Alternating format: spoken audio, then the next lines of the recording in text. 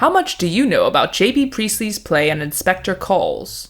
If you can answer all of these tricky questions correctly, you'll prove just how familiar you are with the plot, characters, themes, and context of this play.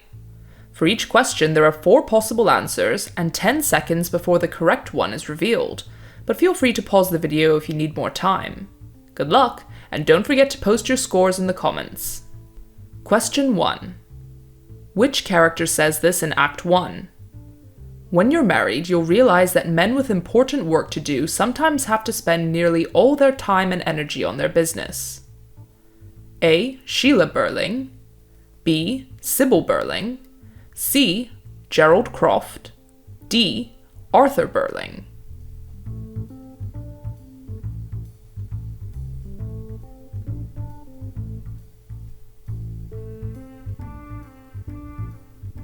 The correct answer is B. Sybil Burling. This quote is directed towards Sheila and suggests that she has had occasions in her marriage where Mr. Burling has had affairs or neglected their relationship in favor of business. Question 2. How does Priestley use dramatic irony in An Inspector Calls? A. By revealing that the inspector is a fraud. B. By showing that Eva Smith does not exist. C. Through Mr. Burling's optimistic views of the future. D. Through the phone call at the end of the play.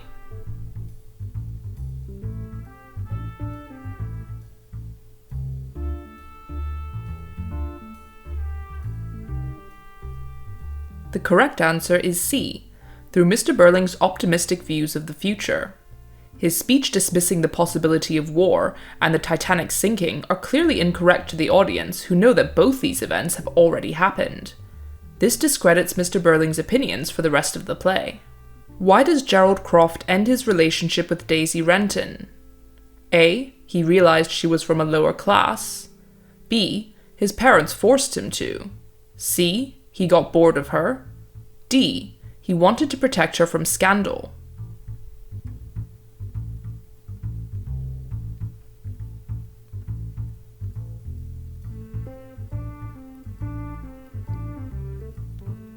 The correct answer is C.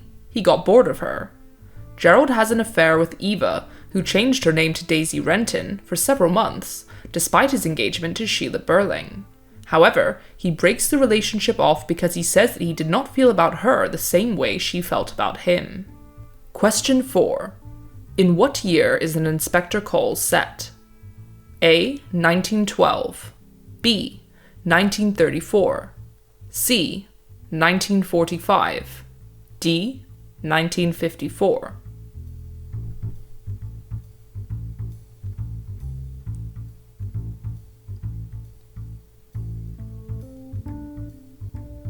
The correct answer is A.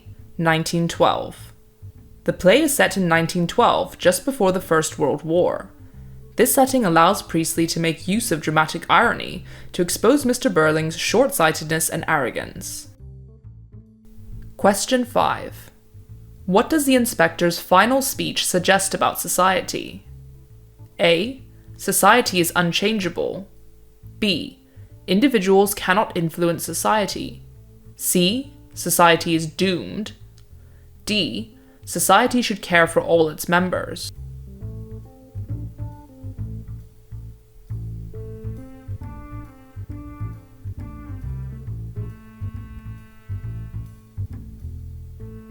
The correct answer is D. Society should care for all its members. The inspector's final speech is a call to action for society to take care of its members because we are all part of the same body. This emphasizes the play's central theme of social responsibility.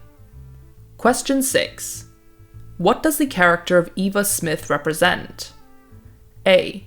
The resilience of the working class. B. The invisibility of the working class.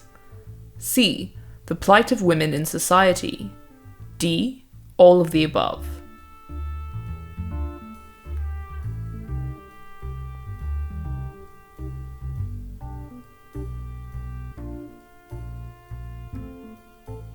The correct answer is D. All of the above. Eva Smith represents the struggles faced by the working class, particularly women, highlighting their vulnerability, invisibility, and exploitation in a capitalist society. Question 7. Which of these is not a quote by Eric Berling? A. I was in that state when a chap easily turns nasty. B. I insisted on giving her enough money to keep her going.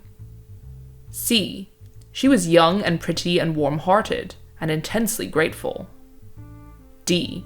He was our police inspector, all right.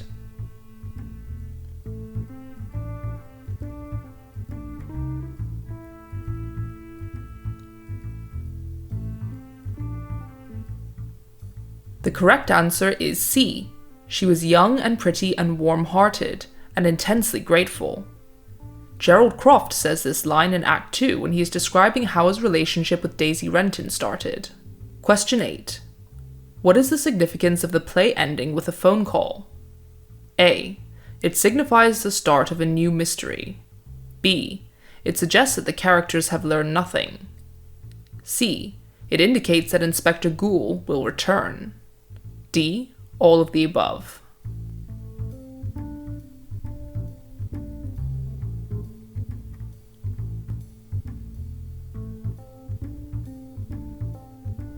The correct answer is B.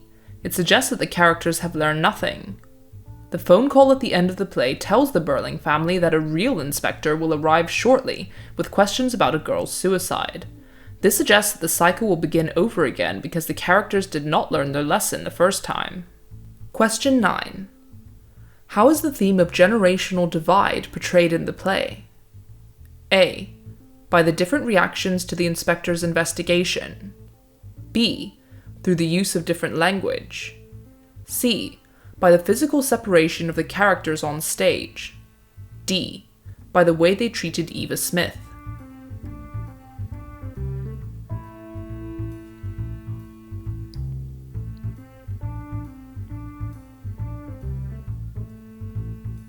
The correct answer is A. By the different reactions to the inspector's investigation. The younger characters, Sheila and Eric, show a willingness to change and accept responsibility. This contrasts the older generation's stubbornness and defensiveness, showing a generational divide in attitudes towards change and social responsibility. Question 10. How does the play address the theme of gender? A. By showcasing women's independence. B. By putting Sybil Berling in a position of power. C. Through Sheila giving her ring back to Gerald. D. Through the different societal expectations for men and women.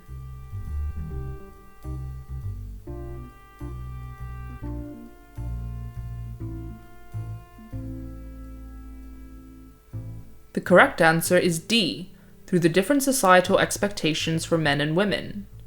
The play addresses gender by showing the pressures faced by women in society and the imbalance of power held by men, through the exploitation of Eva by Mr. Berling, Eric, and Gerald, as well as Mrs. Berling's traditional views on a woman's place in society. Question 11. Which of these characters does not see a picture of Eva Smith? A. Sheila Berling. B. Arthur Berling. C. Inspector Goole. D. Gerald Croft.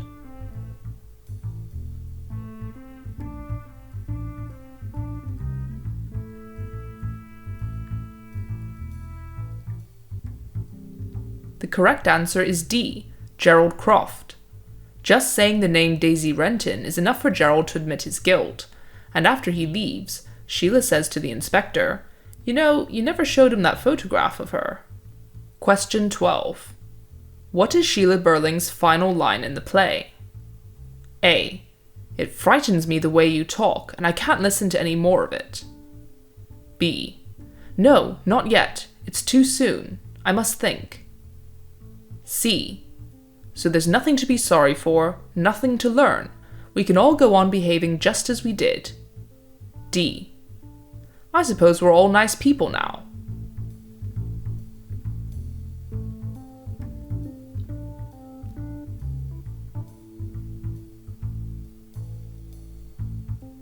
The correct answer is B.